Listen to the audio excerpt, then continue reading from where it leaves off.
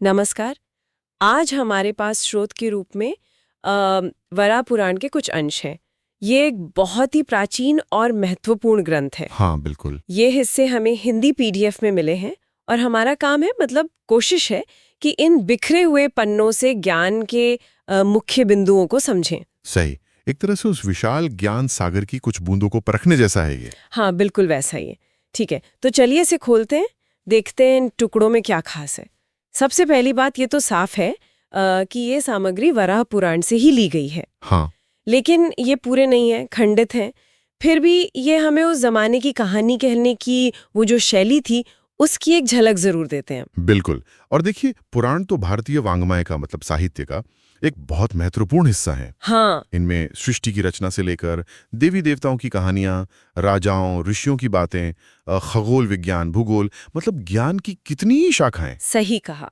ये अंश भले ही टुकड़ों में है, उसी महान परंपरा का हिस्सा लगते हैं। इन अंशों में कुछ खास शब्द या नाम दिखते हैं, जैसे वराह का जिक्र है, हाँ, वरा। या शायद कुछ और देवताओं का भी उल्लेख हो, पर वो पाठ खंडित है तो साफ नहीं पता चलता। पर ये वराह शब्द ये रोचक है। हाँ, बिल्कुल। ये हमें दिखाता है कि कैसे ये ग्रंथ किसी खास आख्यान या पात्र पर केंद्रित होते थे। यहीं पर बात दिलचस्प हो जाती है। ये जो वराह का उल्लेख है, ये बहुत महत्वपूर्ण है। अच्छा, जरा इस बारे में और बताइए, क्या महत्व है वराह का पुराणों में? देखिए, पुराणों के हिसाब से वराह जो हैं वो भगवान विष्णु के 10 अवतारों में से एक हैं।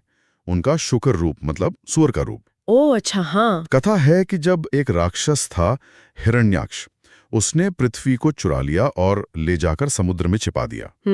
तब विष्णु जी ने वराह का रूप लिया और पृथ्वी को अपने दाढ़ों पर उठाकर समुद्र से बाहर निकाला, मतलब पृथ्वी का उद्धार किया। अरे वाह। वराह अवतार एक तरह से धर्म की स्थापना, पृथ्वी की रक्षा और मुश्किल वक्त में ईश्वर कैसे मदद करते हैं, उसका प्रतीक है। तो मतलब सिर्फ एक शब्द वराह से ही इतने गहरे अर्थ जुड़े हैं। सृष्टि की रक्षा, धर्म की स्थापना, कमाल है। हाँ, बिल्कुल। तो क्या हम इन अंशों से ये अंदाजा लगा सकते हैं कि शायद यहाँ वराह अवतार की कहानी का कोई खास हिस्सा रहा होगा, या उससे जुड़ा कोई फलसफा, कोई दार्शनिक विचार? देखिए, ये कहना थोड़ा मुश्किल है कि ठीक कौन सा हिस्सा या विचार होगा। हाँ, क्योंकि टुकड़े जो हैं, हाँ, खंडित है ना। हाँ, तो हम सिर्फ अनुमान ही लगा सकते हैं। हो सकता है ये कहानी का कोई हिस्सा हो, या शायद वराह अवतार की कोई स्तुति, कोई प्रार्थना हो, अच्छा। या फिर हो सकता है उस कहानी से निकलने वाला कोई नैतिक सिद्धांत हो, उस पर बात हो रही हो। पर यहाँ दिलचस्प बात यह है, ये टुकड़े हमें सोचने पर मजबूर करते हैं कि कैसे प्राचीन ऋषि एक कहानी के जरिए इतने गहरे संदेश देते थे। हर टुकड़ा, चाहे कितना भी छोटा क्यों ना हो, वो एक बड़ी पहेली का हिस्सा है।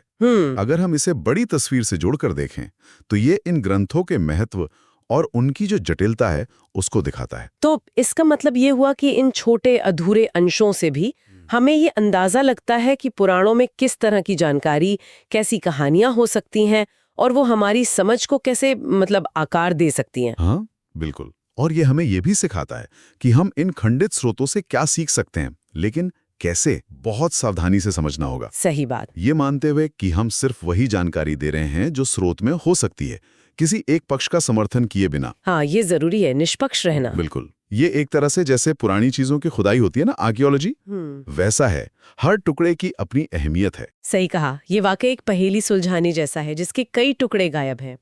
तो हमने आज वराह पुराण के इन चंद अंशों पर एक नजर डाली। हाँ, हमने देखा कि एक विशाल ज्ञान भंडार का हिस्सा है, और हमें प्राचीन कथाओं और उनके नजरिए की एक झलक देते हैं, खासकर जब वराह जैसे महत्वपूर्ण प्रतीक का जिक्र आता है। हाँ, बिल्कुल। ये हमें प्राचीन ज्ञान प्रणालियों की समृद्धि और उनकी वो जो जटिलता है उसका एहसास कराते हैं। और एक आखिरी बात जो मेरे मन में आ रही है जी।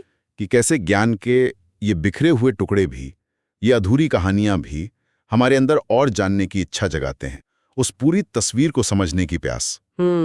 सही कहा। शायद यही इन प्राचीन ग्रंथों की असली ताकत है कि वो हमें लगातार खोजते रहने, सोचते रहने के लिए प्रेरित करते हैं। ये सोचने लायक बात है।